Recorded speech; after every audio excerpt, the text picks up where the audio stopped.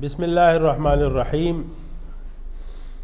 مغربی فکر و فلسفہ کورس کا 9واں سبق اور اس کا دوسرا حصہ۔ ہمارا عنوان تھا انسانی حقوق، جو مغربی تصور کے لحاظ سے حقوق انسانی متعارف کیے جا چکے ہیں،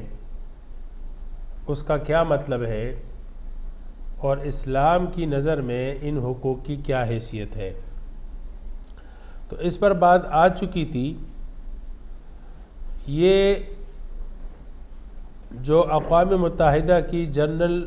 اسمبلی میں تقریباً 30 دفعات پر ایک مسودہ انسانی حقوق کے نام سے تیار کیا گیا، تو ان دفعات میں سے کچھ یہاں پر ہم نقل کرتے ہیں۔ وہ سن کے آپ کو اندازہ ہو جائے گا کہ ان انسانی حقوق کو کس تصور سے اور کس بنیاد پر ترتیب دیا گیا۔ آیا یہ تمام انسانیت کے فطری حقوق ہے یا اس کے پیچھے وہی مغربی تصورات اور افکار کار فرما ہے؟ تو مثلا ان میں سے ایک پہلا یہ کہ تمام انسان آزادی اور حقوق اور عزت کے اعتبار سے برابر پیدا ہوئے، انہیں ضمیر و عقل ودیعت ہوئی، اس لیے انہیں ایک دوسرے کے ساتھ بھائی چارے کا سلوک کرنا چاہیے۔ اب اس میں دیکھیں، آزادی کا فلسفہ آ گیا اور مساوات کا فلسفہ، اور ہر انسان کو ضمیر اور عقل ودیعت ہوئی، تو اس میں ریشنلزم کا عقل کا فلسفہ آ گیا، جو آگے ہم پڑھیں گے۔ تو یہ وہی مغربی افکار کی بنیاد پر طے شدہ حقوق ہے، انسانی فطری تقاضوں کے مطابق نہیں ہے، اور اس پر ہم روشنی ڈال چکے ہیں کہ ایک ایسا انسان جو ہر چیز سے مجرد ہو، ایسا انسان کا ایک تصور تو ہو سکتا ہے لیکن وجود ممکن نہیں ہے، اور اس بنیاد پر حقوق طے ہی نہیں کیے جا سکتے جس انسان کا وجود ہی نہ رہا یا وجود ہی آج تک نہ ہوا۔ دوسرا دفعہ ہے کہ بالغ مردوں اور عورت کو بغیر کسی پابندی کے جو نسل، قومیت یا مذہب پر لگائی جائے، شادی بیاہ اور گھر بسانے کا حق ہے۔ یعنی کوئی معاشرتی پابندی اور کوئی قومی پابندی یا مذہبی پابندی یا حدود جو مذہب نے لگائے، کسی نسل نے لگائے، کسی قوم نے، معاشرے نے لگائے، تو ان بنیادوں پر جو ہے وہ شادی بیاہ میں مرد اور عورت کو، بالغ مرد اور عورت کو پابند نہیں کیا جائے گا، بلکہ بلا کسی رنگ و نسل کے، بلا کسی مذہب، بلا کسی فرق، قومیت وغیرہ، ہر ایک بالغ مرد اور عورت کو گھر بسانے کا حق ہے۔ کوئی کسی پر پابندی نہیں لگا سکتا۔ تو اب دیکھیں، اس میں بھی مرد اور عورتوں کی مطلب مساوات اور اسی طرح مکمل آزادی۔ ایک جگہ لکھتے ہیں کہ اپنی آزادیوں اور حقوق سے فائدہ اٹھانے میں ہر شخص صرف ایسی حدود کا پابند ہوگا جو دوسروں کی آزادی اور حقوق کو تسلیم کرانے اور ان کا احترام کرانے کی غرض سے جمہوری نظام میں اخلاق عامہ اور فلاح و بہبود کے مناسب لوازمات پورے کرنے کے لیے قانون کی طرف سے عائد کیے گئے ہیں۔ یعنی آپ کی آزادی تو لامحدود ہے، آپ کے حقوق بھی لامحدود ہے۔ حدود صرف یہ کہ آپ کی آزادی سے دوسرے کی آزادی اور آپ کے حق کی وجہ سے دوسرے کی حق تلفی نہ ہو، بس صرف یہ پابندی ہے۔ باقی مکمل طور پر آپ آزاد ہے، بلا رنگ و نسل، بلا کسی تفریقی مذہب کے، جو چاہے تو ہر ایک اپنی شادی بیاہ میں اور اپنی خوشیاں سمیٹنے میں آزاد ہے۔ یہی وجہ ہے کہ مطلب اگر کوئی مسلم جو ہے وہ کسی مشرک سے، ہندو سے شادی کرنا چاہے، کوئی عورت مسلم عورت ہے اور وہ کسی ہندو لڑکے سے شادی کرنا چاہے تو اس کو مکمل آزادی ہے۔ اب یہ جو پابندی ہے، یہ مذہبی پابندی ہے کہ کوئی مومن لڑکی کسی مشرک اور غیر مسلم لڑکے سے شادی نہیں کر سکتی۔ تو ان پابندیوں سے قطع نظر اس عورت کو پورا کا پورا حق ہے، والدین کو بھی حق نہیں ہے کہ اس کو روکے، اس پہ پابندی لگائے کسی معاشرے اور قوم کی روایات کو بھی یہ حق نہیں ہے کہ اس لڑکی پر پابندی لگائے کہ تو نے ایسی قوم میں شادی نہیں کرنی ہے جو ہماری قوم کے مناسب نہیں ہے، وغیرہ وغیرہ۔ بہرحال ان تمام چیزوں سے آپ کو یہ بتانا تھا کہ اس میں آزادی اور مساوات کا تصور یہ روا رکھا گیا ہے، اور یہ تمام کے تمام جتنے بھی افکار ہیں آپس میں جڑے ہوئے ہیں، یہ کوئی الگ الگ نہیں ہے۔ لیکن جس نے مغربی فکر و فلسفہ نہیں پڑھا ہوگا تو وہ ان حقوق کو انسانی فطری حقوق سمجھتا ہے، اور وہ یہ سمجھتا ہے کہ انسان کی فطرت یہ چاہتی ہے کہ اس کو مکمل آزادی ہو، انسان کی فطرت یہ چاہتی ہے کہ مرد اور عورت اور تمام انسانوں میں مساوات ہو۔ حالانکہ یہ فطرت کا تقاضا نہیں ہے، بلکہ یہ مغربی تصورات اور افکار کے تشکیل کردہ قوانین اور حقوق ہیں، اور جو ایک پورا نظامی زندگی ہے، اور مغرب اس کو پوری دنیا پر مسلط کرنے کی کوشش کر رہا ہے، اور اس کو انسانی فطری اصول کا لیبل لگا کر لوگوں کو منوایا جا رہا ہے، نافذ کیا جا رہا ہے، اور پھر اسی سے ہر معاشرے کے حقوق اور معیار کا اور لیول کا جو ہے وہ تجزیہ کیا جاتا ہے کہ جو ان انسانی حقوق کے مطابق ہوگا تو وہ معاشرہ جو ہے وہ ترقی یافتہ اور اعلیٰ ہوگا، اور جو ان حقوق میں جتنا کم ہوگا، یعنی ان سے مناسبت کم ہوگی، برابری کم ہوگی، یہ حقوق جہاں پہ جتنے کم ہوں گے تو وہ معاشرہ جو ہے وہ انتہا پسند ہوگا، اور وہ نیچے لیول کا ہوگا، وہ ادنا لیول کا ہوگا، گھٹیا ہوگا۔ تو یہ تھی چند مثالیں کہ یہ ایک برابری اور فطری اصولوں کی بنیاد پر تشکیل کردہ انسانی حقوق ہے، یا یہ بھی جانبدار ہے اور مغربی فکر و فلسفہ، مغربی افکار کے تناظر میں ان کی تشکیل کی گئی ہے۔ تو یہ بات تو ثابت ہو گئی کہ انسانی حقوق، ہیومن رائٹس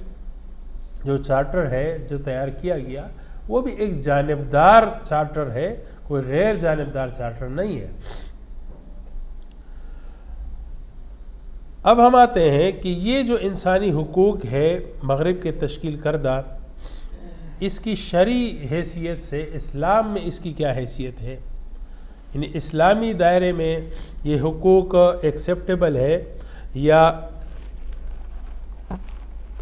اس کو تسلیم نہیں کیا جا سکتا۔ تو دیکھیں، سب سے جو بنیادی بات ہے کہ اسلام نے انسان کو جو حقوق دیے وہ اس کے عبد ہونے کے تناظر میں دیے۔ ہم یوں کہہ سکتے کہ اسلام میں انسانی حقوق اور یعنی ہیومن رائٹس کی جگہ حقوق العباد کا نظام ہے۔ اسلام میں انسانی حقوق نہیں ہے، بلکہ اس کی جگہ میں حقوق العباد کا نظام ہے۔ اسلام انسان کو وہ حقوق نہیں دیتا جس میں انسان ایک بالاتر ہستی ہو اور مکمل خود مختار اور ایک آزاد ہستی ہو۔ انسان اس بنیاد پر حقدار نہیں ہے، یعنی اس کو وہ حقوق نہیں دیے جاتے کہ انسان ایک بالاتر ہستی ہے اور ایک خود مختار ہستی ہے اور اپنے خیر و شر کے تعیین میں اور طے کرنے میں مکمل آزاد ہے۔ اس حیثیت سے اسلام انسان کو حقوق نہیں دیتا، بلکہ اسلام انسان کو وہ حقوق دیتا ہے، اس حیثیت سے حقوق دیتا ہے کہ انسان جو ہے وہ اللہ کا عبد ہے، اللہ کا بندہ ہے۔ اللہ کا بندہ ہونا اور عبد ہونے کا مطلب یہ ہے کہ انسان اللہ تعالیٰ کی مخلوق ہے، اس کا جسم، اس کا مال اور اس کی اولاد اور اس کی زندگی، یہ سب اللہ تعالیٰ کی ملکیت ہے۔ اس لیے انسانوں کو وہ حقوق حاصل ہوں گے جو حقوق اللہ تعالیٰ نے دیے ہیں، اور حقوق العباد کا جواز اور حقوق العباد کی جو ترتیب ہوگی وہ انسانی خواہشات کی بنیاد پہ نہیں ہوگی، بلکہ وہ الہی قانون سے طے ہوگی کہ کون کون سے حقوق ہیں اور حقوق کی ترتیب کیا ہے۔ تو حقوق العباد کا جواز اور حقوق العباد کی ترتیب یہ قانون الہی سے طے ہوگی، نہ کہ انسانی خواہش اور انسانی بالاتر ہونے کی حیثیت سے۔ تو انسان کے کسی عمل کے حق ہونے اور نہ ہونے کا جو فیصلہ ہوگا وہ انسان خود نہیں کرے گا کہ یہ میرے لیے خیر ہے تو خیر ہے، انسان سمجھے کہ یہ میرے لیے شر ہے تو شر ہے، بلکہ انسان کے کسی بھی فعل، عمل اور قول کے حق اور ناحق ہونے کا جو فیصلہ ہوگا وہ کتاب و سنت سے ہوگا، وہ اللہ تعالیٰ کے قانون سے ہوگا۔ اب دیکھیے اس میں یہ بنیادی فرق آ گیا کہ اس کا جو مصدر اور مبدا ہے وہ دونوں کا مختلف ہے۔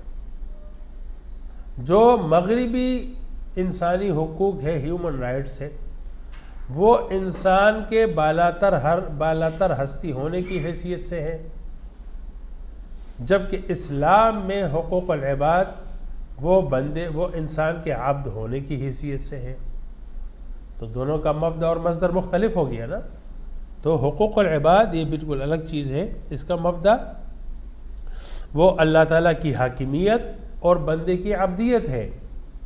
جبکہ ہیومن رائٹس یعنی انسانی حقوق مغربی تصور میں اس کا جو مبدا ہے، اس کا جو مصدر ہے، اس کا جو منبع ہے، اس کی جو اصل جڑ ہے وہ انسان کا بالاتر ہستی ہونا، انسان کا خود مختار ہونا۔ اب دیکھیے کہ اسلام جو حقوق العباد دیتا ہے اور جو حقوق طے کرتا ہے تو اس میں والدین کے حقوق ہیں اور اولاد کے حقوق ہیں، پڑوسی کے حقوق ہیں، مسافروں کے حقوق ہیں، جانوروں کے حقوق ہے، پودوں کے حقوق ہے، حکمرانوں کے حقوق ہے اور ماتحت عوام کے حقوق ہے، جس کی تفصیل قرآن و سنت میں تفصیل سے بیان کی گئی ہے کہ کس کا کیا حق ہے۔ اب دیکھیے آپ کہیں گے کہ یہ سارے حقوق، والدین کو حق اور اولاد کو حق، جانوروں کو حق اور پودوں کو حق، صحیح، مسافروں کو حق، پڑوسیوں کو حق، عزت احترام، یہ تو مغرب میں بھی ہے اور اسلام بھی یہ حقوق دیتا ہے۔ تو فرق کیا ہوا؟ تو انسانی حقوق اور حقوق العباد میں فرق سمجھنے کے لیے ایک چھوٹی سی مثال سے انشاءاللہ یہ بات واضح ہو جائے گی۔ مثلا آپ دیکھیں کہ ایک دستوری جمہوری ریاست ہے اور اس کے تحت دو مرد آپس میں میاں بیوی بن کر رہنے کا ارادہ کرتے ہیں۔ دو مرد ہیں اور ان کی خواہش ہے، ان کی چاہت ہے، وہ کہتے ہیں کہ ہم نے ایک نے میاں اور ایک نے بیوی بن کر ہم نے آپس میں شادی کرنی ہے۔ اب اگر یہ سوال مذہب سے پوچھا جائے، خصوصاً اگر دین اسلام سے پوچھا جائے تو دین اسلام کا جواب کیا ہوگا؟ کہ بھائی اس کا جواب یہ کہ ارادہ خداوندی میں ظاہر ہونے والے خیر، یعنی اللہ تعالیٰ کی کتاب کی روشنی میں ان کو یہ حق حاصل نہیں ہے، کیونکہ بندوں کے حقوق وہ ارادہ خداوندی یعنی کتاب اللہ اور سنت رسول اللہ میں ڈھونڈے جاتے ہیں کہ انہوں نے کیا حق دیے ہیں۔ اب یہ ارادہ خداوندی میں ان دو مردوں کے لیے میاں بیوی بن کر یہ ان کا حق نہیں ہے، کیونکہ یہ شر ہے ان کے حق میں، کیونکہ اللہ رب العزت نے اس چیز کو شر کہا ہے، خیر نہیں کہا ہے۔ لاکھ چاہے یہ دو بندے کہے کہ نہیں ہمارے لیے یہ خیر ہے، ہم اس کی خواہش کرتے ہیں، ہم دونوں اس پر رضامند ہیں، ہمیں یہ حق ہونا چاہیے، شریعت کہے گی کہ یہ آپ کو حق نہیں ہے۔ کیوں حق نہیں ہے؟ اس لیے کہ حق اللہ نے آپ کو نہیں دیا، کتاب اللہ نے آپ کو نہیں دیا، سنت رسول اللہ نے آپ کو نہیں دیا، بلکہ یہ تو گھٹیا فعل ہے، اس میں تو اللہ کی ناراضگی ہے، اس میں تو اللہ تعالیٰ کے عذاب نازل ہونے کا خدشہ ہے، قریب ہے کہ دنیا میں اللہ تعالیٰ پکڑ فرما دے اور برباد اور ہلاک کر دے۔ تو اس کی جو ہے وہ سخت سے سخت ممانعت ہوگی۔ ایک عالم دین اس کو بالکل بھی یعنی اول مرحلے میں، پہلے مرحلے میں کہا کہ بھائی یہ نہیں ہو سکتا، یہ حق نہیں ہے، یہ تمہاری عیاشی ہے، اس عیاشی سے توبہ کرو۔ اچھا،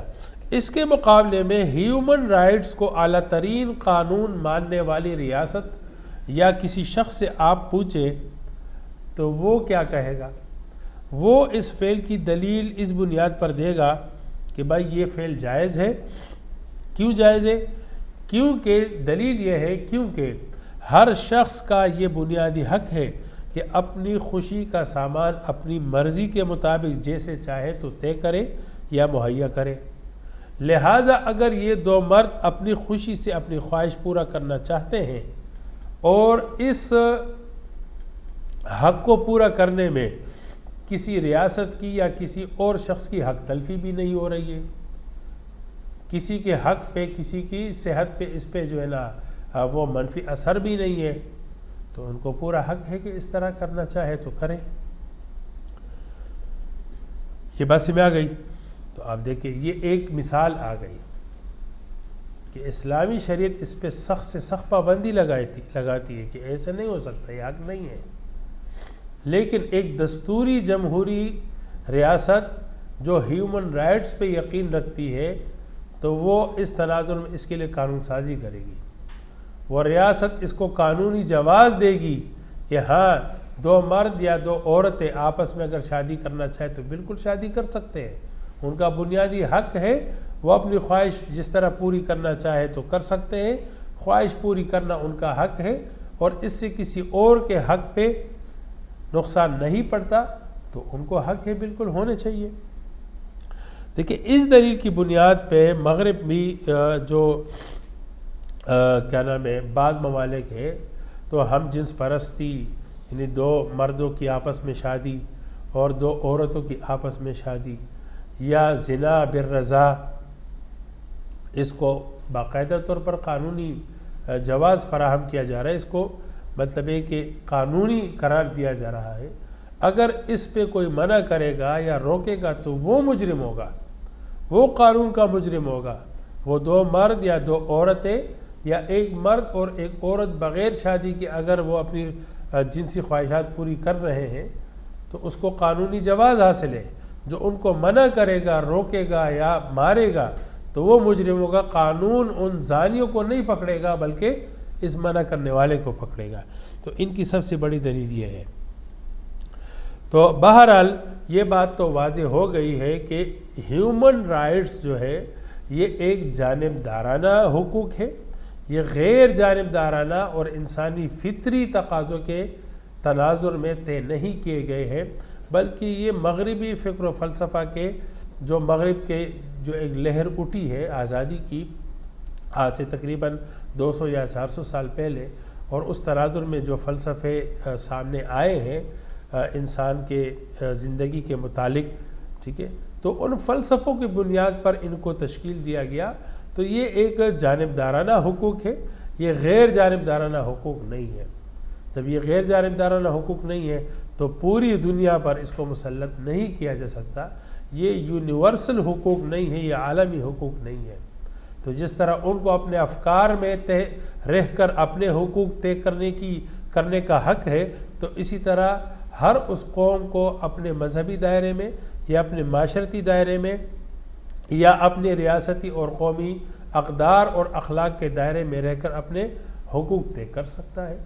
ایک مذہب کے لیے اللہ اور رسول جو حقوق دیتا ہے تو وہ طے کر سکتا ہے، اس کی پابندی کر سکتا ہے. جب وہ غیر جانبدار ہے اور جانبداری کا رویہ اپنایا ہوا ہے تو ہر ایک شخص کو پھر اپنی جانب کا حق ہے. اس میں دیکھیں جن لوگوں نے یعنی جو لوگ مغربی فکر و فلسفہ سے واقف نہیں ہوتے اور ان کی حقیقت سے واقف نہیں ہوتے تو وہ بعض دفعہ وہ مسلمان ہو کر بھی کہتے ہیں کہ دیکھو اسلام کا فلاں حکم جو ہے یہ انسانی حقوق کے خلاف ہے، یا یہ کہ وہ اسلامی جو حقوق العباد ہے اس میں ایسی تعویلیں کرتے ہیں کہ ان حقوق کو یعنی اسلام کے احکامات کو جو ہے وہ حقوق العباد کے تناظر میں یا حقوق العباد کے عنوان سے جو ہے وہ اس میں تعویل کر لیتے ہیں. یعنی اسلام کو جو ہے وہ مغرب کے مطابق کرنے کی کوشش کی جاتی ہے اور مسلمانوں کے دلوں سے اسلام کی جو اب اصل ہے، حقیقت ہے اور اسلام کے جو احکامات ہیں ان کی اہمیت جو ہے وہ ان کے دلوں سے نکالی جاتی ہے، گھٹائی جاتی ہے اور عنوان یہ دیا جاتا ہے کہ بھئی یہ انسانی حقوق کے خلاف ہے. انسان کا حق ہے کہ یہ کرے، تو اسلام کیوں منع کر رہا ہے؟ یہ اسلام، اچھا یہ بھی کہتے ہیں کہ یہ اسلام نہیں ہے، یہ مولویوں کی باتیں ہیں، یہ مذہبی لوگوں کی باتیں ہیں، خواہ مخواہ کی پابندیاں ہیں۔ اسلام میں ایسی پابندی نہیں، اسلام تو فطری دین ہے، جب انسانی فطرت اس کا تقاضا کرتی ہے تو اسلام کیسے منع کرتی ہے؟ یہ مولویوں کے فتوے ہیں، ان کو چھوڑو۔ تو مختلف عنوانات سے چونکہ ان کو یعنی مغربی فکر و فلسفہ کی حقیقت کا پتہ نہیں ہوتا اور اسلام کے ساتھ ان کے تقابل اور کمپیریزن کا جو ہے وہ مطلب ایک پہلو ان کے سامنے نہیں ہوتا، تو پھر اس طرح کی تعویلیں کی جاتی ہے یا اسلام کی اہمیت اور اسلامی احکامات کی اہمیت اور عظمت کو جو ہے وہ گھٹایا جاتا ہے یا اس میں تعویل کر کے ان کو بالکل مطلب ختم کر دیا جاتا ہے، یا مولوی اور مفتی کے فتوے جو ہے نا وہ لیبل لگا کر لوگوں کو جو ہے نا وہ متنفر کیا جاتا ہے۔ تو دراصل لوگوں کا نقصان اسلام سے دوری میں ہے، چاہے اس کو اسلام تو مولوی اور مفتی کا نہیں ہے نا، وہ تو اللہ تعالیٰ کا ہے۔ ہاں آپ اس بات کو دیکھیں کہ مولوی جو بتا رہا ہے وہ اسلام بتا رہا ہے یا نہیں بتا رہا۔ صرف مولوی اور مفتی کے عنوان سے اسلام کے احکامات میں تعویل کرنا اور اس کو مغربی افکار کے کا لبادہ پہنانا اور اس کے مطابق پھیرنا، یہ اسلام میں تحریف ہے، اسلام اس کی بالکل بھی اجازت نہیں دیتا۔ بہرحال ہمیں ان افکار کو سمجھنا ہے اور انشاءاللہ آگے سمجھانا ہے کہ اسلام اپنا ایک دائرہ نظام رکھتا ہے، حقوق کا دائرہ رکھتا ہے، ایک اپنا حقوق العباد کا نظام رکھتا ہے۔ اسلام کو، مسلمانوں کو، مذہب کو انسانی حقوق جو مغربی افکار کی جانبداری میں طے ہوئے ہیں ان کی ہمیں ضرورت نہیں ہے۔ وآخر دعوانا الحمدللہ رب العالمین۔